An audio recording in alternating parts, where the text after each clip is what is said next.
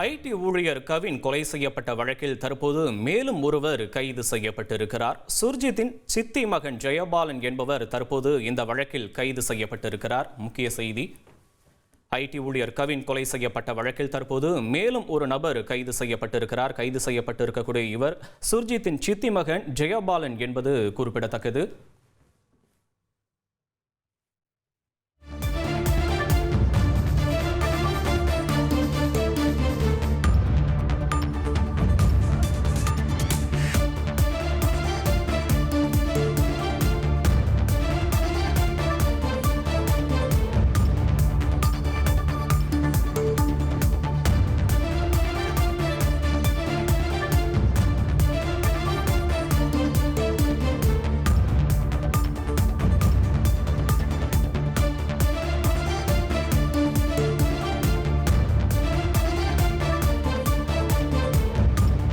இது தொடர்பான விவரங்களோடு இணைகிறார் செய்தியாளர் ராமச்சந்திரன். வணக்கம். தற்போது கைது செய்யப்பட்டிருக்கக்கூடிய இந்த நபர் இந்த கொலை வழக்கில் எந்த வகையில் சம்பந்தப்பட்டிருக்கிறார்? தொடர்பான முழுமையான விவரங்களை பதிவு பண்ணலாம் ராமச்சந்திரன். நெல்லை கேடிசி நகர் பகுதியில் கொலை செய்யப்பட்ட அந்த கவின் கொலை வழக்கு தொடர்பாக சுர்ஜித் மற்றும் அவரது தந்தை சரவணன் ஆகியோர் கைது செய்யப்பட்டனர்.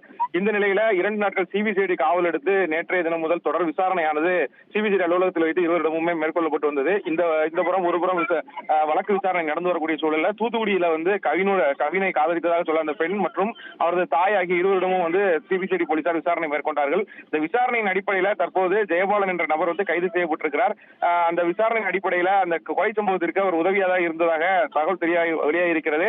தற்போது அவர் கைது செய்யப்பட்டு நெல்லை அரசு மருத்துவக் கல்லூரி மருத்துவமனைக்கு உடல் பரிசோதனைக்காக கொண்டு செல்லப்படுகிறார். இன்னும் சற்று நேரத்தில் அவர் நீதிமன்றத்தில் ஆஜர்படுத்துவதற்கான அந்த நடவடிக்கைகளும் சிபிசிஐடி போலீசாரால் மேற்கொள்ளப்பட இருக்கிறது.